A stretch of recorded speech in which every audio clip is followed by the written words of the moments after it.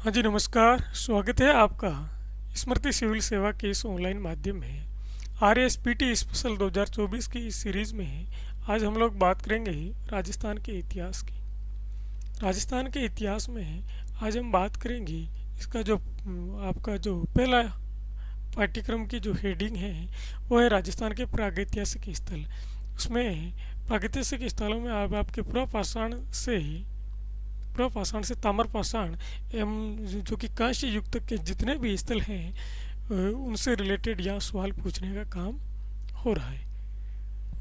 और साथ ही साथ हम लोग ये भी देखने की कोशिश करेंगे कि RS 2024 में है यदि इस ये जो टॉपिक है इस टॉपिक से सवाल बनने की कहीं ना कहीं यदि गुंजाइश रहती है तो वो सवाल आपका किस प्रकार का रहेगा।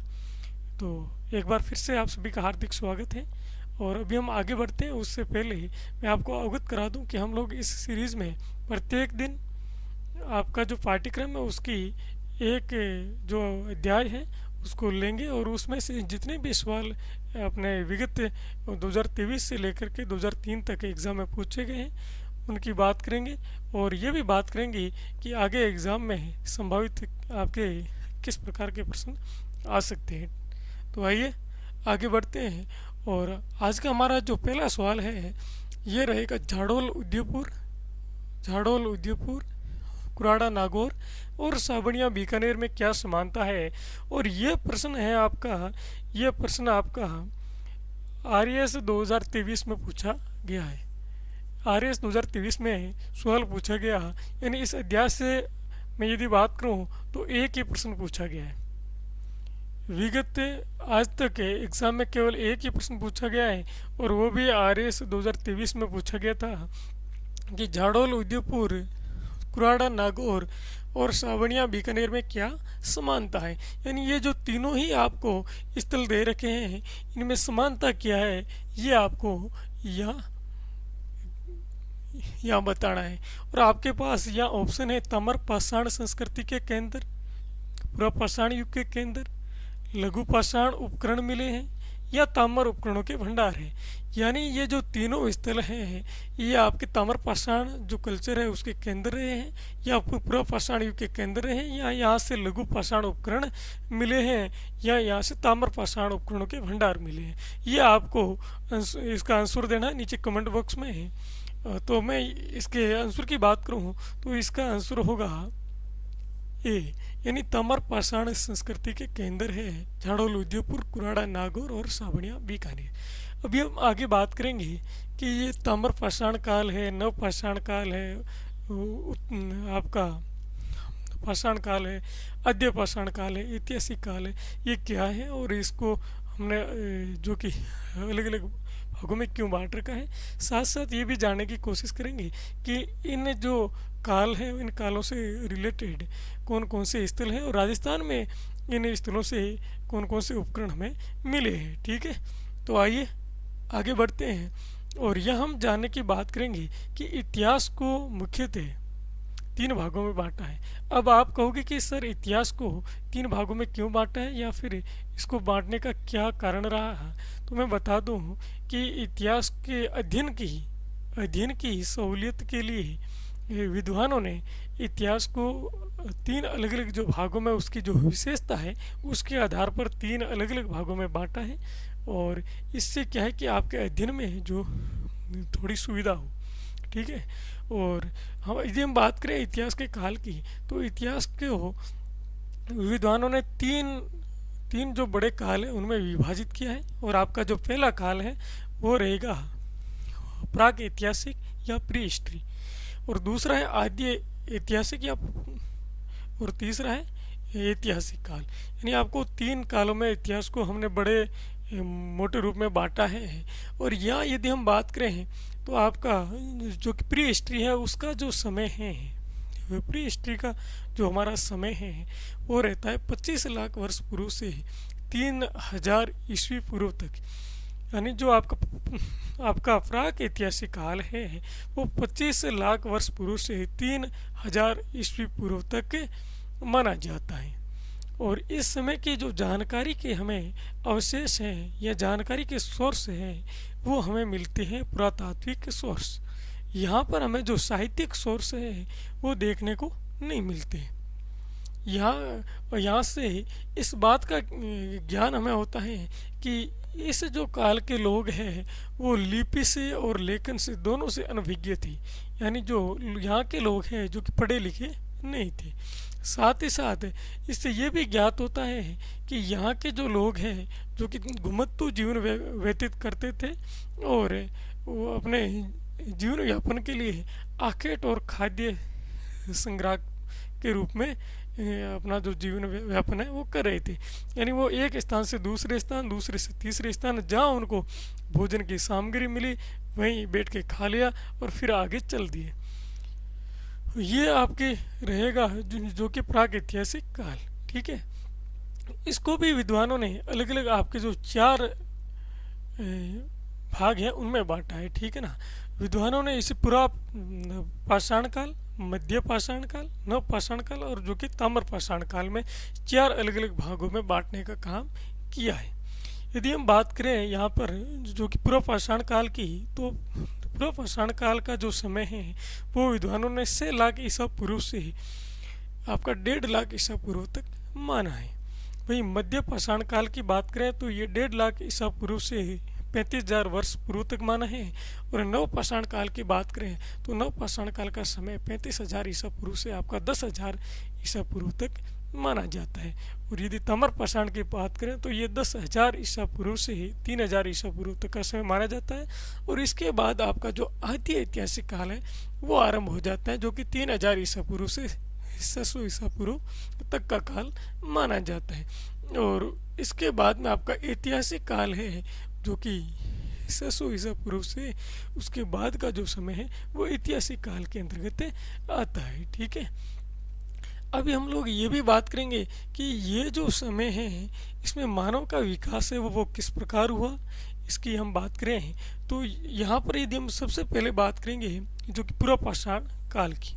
ठीक है, तो वो पूर्व पाषाण काल की यदि हम लोग यहाँ बात करें, पूर्व पाषाण काल का जो मानव है यहाँ का मानव आपका घुमंतू जीवन व्यतीत कर रहा था और औजार के रूप में यहाँ पर जो कि पत्थर के उपकरण हैं या फिर जो पत्थर है उसको काम में लिया जा रहा था। और अपने जीवन यापन के लिए मानव पूरी तरह से ही आखेट और खाद्य संग्रह के रूप में यहाँ पर रह रहा था। खाद्य संग्रह की यदि मैं बात करूं तो यहाँ पर मानव है जो कि पेड़ पौधों की पत्तियां हैं, फूल है, फल है, उन पर निर्भर रहता था और उनको इकट्ठा करके खाने का काम करता था। और साथ ही साथ आखेट करता था, आखेट के रूप में कार्य करता था। अब आप बात करेंगे कि सर आखेट किस उपकरण से कर रहा था, तो इसमें मैं यदि कहूँ तो नहीं तो लोह उपकरण थे ना ही इसमें जो कि ताम्र उपकरण थे। इस समय का जो मानव है उसे जो कि पत्थर के उपकरण हैं यानी जो पत्थर है उसके माध्यम से आखेट का काम करता था। ठीक है, जो कि जंगल में उन्हें पशु पक्षी दिखते थे उनको पत्थर मारते, उनको मारते और फिर खा लेते। इस प्रकार इनका जो जीवन यापन है वो चल रहा था। इसके बाद में आता है मध्य जो पाषाण काल। मध्य पाषाण काल में आते आते मानव क्या करता है, यहाँ तो क्या है कि मानव एक स्थान से दूसरे से तीसरे मतलब मानव घूम फिर करके जीवन यापन कर रहा था। और मध्य पाषाण काल तक आते आते ही मानव क्या करता है कि एक ही जगह रहना आरंभ हो जाता है, नदी तट पर, नदियों के तट पर, जहाँ पर जो पानी पीने की पानी है वो सहज उपलब्ध हो वहाँ पर रहना आरंभ कर दिया। और साथ ही साथ यहाँ का जो मानव है उन्होंने क्या किया, जो पशुओं के आखेट के साथ साथ उन्हें लगा कि ये पशु हमारे जीवन यापन के लिए उपयोगी हैं या फिर ये पशु है जो हमारे जीवन यापन के लिए उपयोगी है, साथ साथ ये हमारे आने जाने के लिए भी उपयोगी हैं और इनसे भी हमें जो वस्तु मिल रही है वो हमारे जीवन यापन यानी जो खाने के लिए भी काम आ रही है। तो ऐसे जो पशु हैं उनका पालना स्टार्ट कर दिया था। यानी मध्य पाषाण काल में जो मनुष्य है उन्होंने एक ही जगह पर रहने के साथ साथ जो पशुपालन है वो आरंभ कर दिया था। ठीक है, और आखिर तो यहाँ भी कर रहा था मानव। अब आता है नवपाषाण काल। अब नवपाषाण काल की बात करें तो नवपाषाण काल में आते आते मानव क्या कर रहा है, यहाँ पर मानव एक जगह रहना आरंभ कर दिया था। और नवपाषाण काल में मानव ये कर रहा है कि जो खेती है, खेती का कार्य आरंभ कर देता है। यानी मानव नवपाषाण काल में एक जगह रह रहा था, नदी घाटियों के पास रह रहा था। साथ ही साथ जो एग्रीकल्चर का आरंभ है वो नवपाषाण काल से माना जाता है। नवपाषाण काल की बात करें तो ये तीन जो कि 35,000 ईसा पूर्व से 10,000 ईसा पूर्व तक का जो समय है वो माना जाता है। और इस समय मानव है जो कि नदियों के किनारे या फिर जहाँ पर उन्हें सहज पानी और वस्तुएं उपलब्ध हुई वहाँ पर एक जगह रह करके जीवन यापन स्टार्ट कर दिया। यहाँ पर यदि हम बात करें तो यहाँ पर ज़्यादातर जो रिवर्स के किनारे ही लोग बसे थे, क्योंकि पानी की सहज उपलब्धता थी और पास का आपका जो जंगल था वहाँ से वो खाद्य वस्तु हैं वो ले आते। लेकिन नवपाषाण काल तक तो आते आते लोगों ने क्या किया, एग्रीकल्चर करना आरंभ कर दिया और साथ ही साथ जो पशुपालन है वो भी करना यहाँ पर आरंभ कर दिया। ठीक है। और फिर यहाँ पर बात आती है जो कि ताम्रपाषाण। और नवपाषाण की एक विशेषता ये भी है कि यहाँ तक आते आते लोगों ने क्या किया, जो मिट्टी के उपकरण है वो बनाने आरंभ कर दिए। जो मर्द भांड वगैरह है वे भी हमें यहाँ देखने को मिलती है। फिर आता है आपका जो कि ताम्रपाषाण। और यदि मैं ताम्रपाषाण की बात करूँ तो ये आपका 10,000 ईसा पूर्व से 3,000 ईसा पूर्व तक का जो समय है ये माना जाता है। और इस समय मानव है जो कि पत्थर के उपकरण के साथ साथ जो कि ताम्र उपकरण है वो भी यहाँ हमें देखने को मिलते हैं। ठीक है। तो ये रहेगा आपका जो कि प्राक ऐतिहासिक काल। ठीक है। तो यह हमने पहले जानने की कोशिश की कि जो ये प्राक ऐतिहासिक काल है इसका समय 25 लाख ईसा पूर्व से 3,000 ईसा पूर्व तक है। और इसकी जानकारी के लिए हमारे पास जो सोर्स उपलब्ध हैं उनमें आपकी केवल और केवल जो पुरातात्विक सोर्स है वही उपलब्ध है। यहाँ पर कोई जो साहित्यिक जो स्रोत है उपलब्ध नहीं है, क्योंकि यहाँ के लोगों को ना तो लिपि का ज्ञान था और ना ही लेखन का। इससे हमें ये अवगत होता है। और यहाँ हम आदि ऐतिहासिक काल की बात करें तो ये 3,000 ईसा पूर्व से 600 ईसा पूर्व तक का जो समय है ये माना जाता है।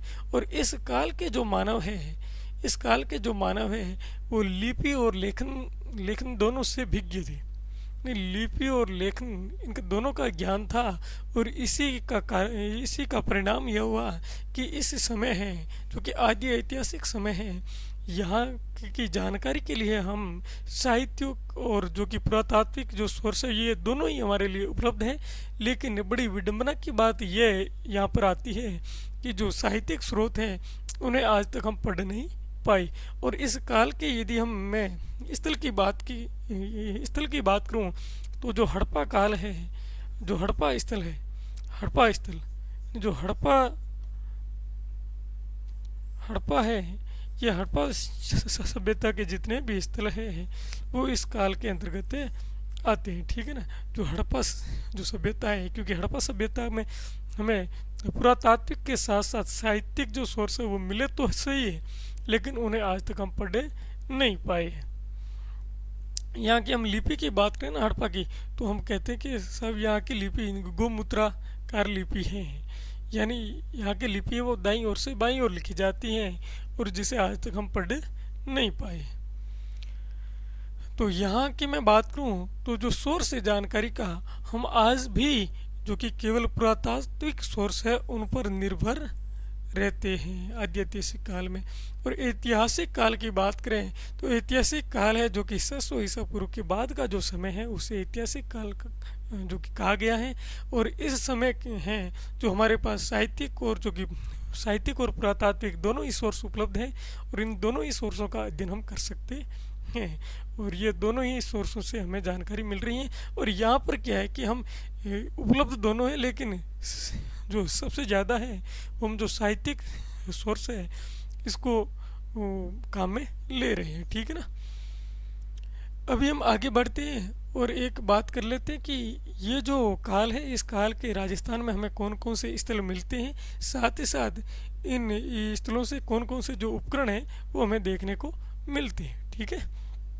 आइए और यहाँ हम सबसे पहले बात करेंगे जो कि पूर्व पाषाण काल की। तो राजस्थान में यदि मैं बात करूँ तो कि पूर्व पाषाण काल का जो सबसे प्राचीन स्थल है वो डीडवाना है।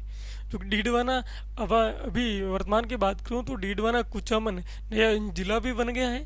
पहले डीडवाना नागौर में था, ठीक है। और उसके बाद में आता है आपका जायल नागौर, विराटनगर जयपुर, जायल नागौर, विराटनगर जयपुर, भानगढ़ अलवर, इंद्रगढ़ बूंदी और आपका दर भरतपुर। ये जो प्रमुख स्थल है ये आपके जो पूर्व पाषाण काल से रिलेटेड स्थल है जो कि राजस्थान में हमें मिले हैं। इसके साथ ही मैं बात करूं कि यहाँ से कौन कौन से उपकरण हैं जो कि पूर्व पाषाण काल के उपकरण मिले हैं। तो यहाँ से हैंडेक्स, क्लीवर, चाप चॉपिंग, हैंडेक्स, क्लीवर और जो कि चापर चेपिंग है, ये उपकरण हमें यहाँ से मिले। ये उपकरण कोई लोहे या फिर जो ताम्र से निर्मित नहीं है, ये आपके जो पत्थर से निर्मित उपकरण है वो हमें यहाँ मिले हैं। और यहाँ का जो मानव है वो आखेटक, खाद्य संग्रह और घुमतु जीवन शैली है वो व्यतीत कर रहा था, ठीक है। और उसके बाद में हम लोग बात करें मध्य पाषाण काल की। तो मध्य पाषाण काल का जो मानव है ये आपका रहेगा 1.5 लाख वर्ष पूर्व से 35,000 वर्ष पूर्व तक का जो समय है वो रहता है, ठीक है। तो इस समय है मध्य पाषाण काल के यदि अवशेष की बात करें राजस्थान में तो ये आपको मिलेगा जो कि बागौर भीलवाड़ा, जो तिलवाड़ा बाड़मेर और विराटनगर जयपुर। यहाँ पर आपके राजस्थान में यदि मैं बात करूँ तो पशुपालन के प्राचीनतम साक्ष्य है वो देखने को मिलते हैं, ठीक है। और यहाँ पर यदि लोगों के मानव की यदि जीवन शैली की बात करें तो ये भी यही होगा कि पशुपालन यहाँ पर आते आते मानव ने आरंभ कर दिया। आखेटक और खाद्य संग्रह ये मानव की जीवन शैली रही है। और इस समय जो उपकरण है वो मिले आपके स्क्रैपर और पॉइंट, ये दो आपके उपकरण यहाँ पर इस समय के देखने को मिले हैं हमें। और बाद में आपका आता है नवपाषाण काल। यदि मैं नवपाषाण काल की बात करूं तो नवपाषाण काल का जो समय है वो 35,000 वर्ष पूर्व से आपका 10,000 वर्ष पूर्व तक का जो समय है वो नवपाषाण काल के अंतर्गत आता है। और नवपाषाण काल के अपन स्थलों की राजस्थान में बात करें तो कि जो आहड़ सभ्यता है उदयपुर की वो नवपाषाण काल की है। गिलुंड राजसमंद और कालीबंगा हनुमानगढ़, ये तीनों ही सभ्यता है जो कि आपके नवपाषाण काल से रिलेटेड है। यहाँ की हम बात करें लोगों की जीवन शैली तो नवपाषाण काल तक आते आते लोगों ने स्थायी रूप से रहना आरंभ कर दिया था। और पशुपालन के साथ साथ लोगों ने क्या किया, पशुपालन के साथ साथ लोगों ने एग्रीकल्चर का आरंभ है वो भी कर दिया। और अब क्या है कि धीरे धीरे लोगों की जो आपकी जनसंख्या वो बढ़ने लगी और एक आपकी पूरी जो बस्ती है उसका विकास आरंभ हुआ, ठीक है। और इस काल की ये जो कि बड़ी विशेषता ये है कि यहाँ तक आते आते मानव ने अग्नि का आविष्कार कर लिया और साथ ही साथ जो कि पहिए का आविष्कार है वो भी मानव ने कर लिया, ठीक है। और इस समय के जो उपकरण है उसमें मिलते हैं सेल्ट, कुल्हाड़ी और एक आपका मिलता है जो कि बसूला, ठीक है। ये तीन उपकरण इस समय के हमें देखने को मिलते हैं।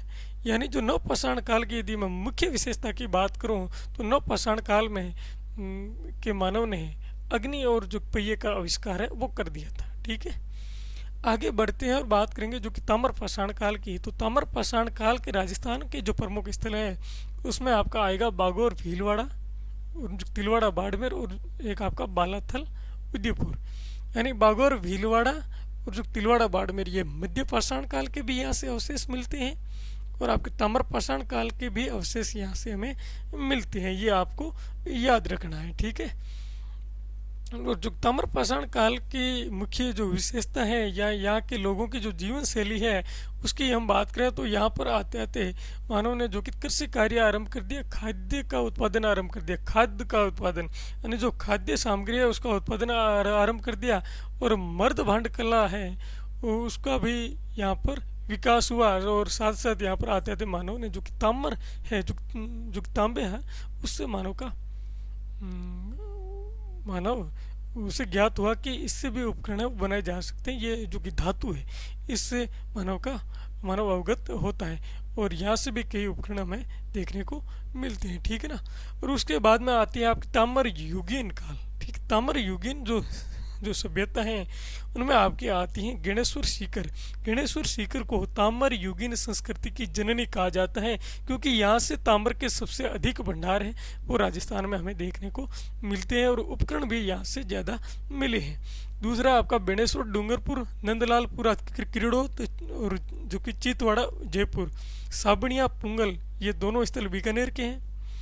और आपका बूढ़ा पुष्कर अजमेर का है, कुराड़ा पर्वतसर और पिंड पालड़िया जो चित्तौड़, और आपका पलाना जालोर, कोल माहौली सवाई माधोपुर, मला भरतपुर ये जो स्थल है आपके जो ताम्र पाषाण का जो कि आपके ताम्र युगीन जो काल है यहाँ के हमें स्थल देखने को मिलते हैं। और यहाँ पर है जो कि मानव यहाँ तक आते थे जो स्थायी जीवन है वो व्यतीत करने लग गया था। इसके बाद में लो युगीन स्थलों की बात करें तो नोह, भरतपुर, विराटनगर, जोधपुरा है, ठीक है, जोधपुरा और सांबर ये तीनों स्थल रहेंगे आपके जो कि जयपुर के।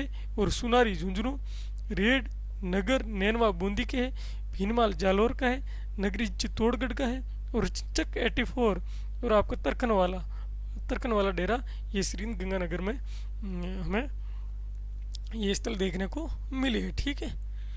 तो अभी आपके एग्ज़ाम में यहाँ से जो कि किस प्रकार का सवाल है वो आ सकता है, तो मैं यहाँ बता दूँ कि आप यहाँ देख पा रहे हो कि पूछा गया है कि कौन से स्थल किस जो काल है उससे रिलेटेड है, यही यहाँ पर पूछा गया है। तो यहाँ पर हमने कहा था कि जो भी ताम्र पाषाण संस्कृति के केंद्र है, तो फिर अब की बार यदि मैं बात करूं तो ये भी यहाँ से पूछा जा सकता है कि इनमें से कोई भी स्थल है उनका नाम दे दिया जाएगा और आपको पूछा जाएगा कि ये किस काल से रिलेटेड है या फिर ये किससे रिलेटेड है। तो यहाँ पर एक तो आपका ये भी दिया जा सकता है कि जो ताम्र का से मानव का जो कि परिचय है वो किस काल में हुआ, खाद्यान्न उत्पादन कब प्रारंभ किया, एग्रीकल्चर का आरंभ कब किया, मानव ने जो कि पहिए का आविष्कार कब किया, अग्नि का आविष्कार कब किया।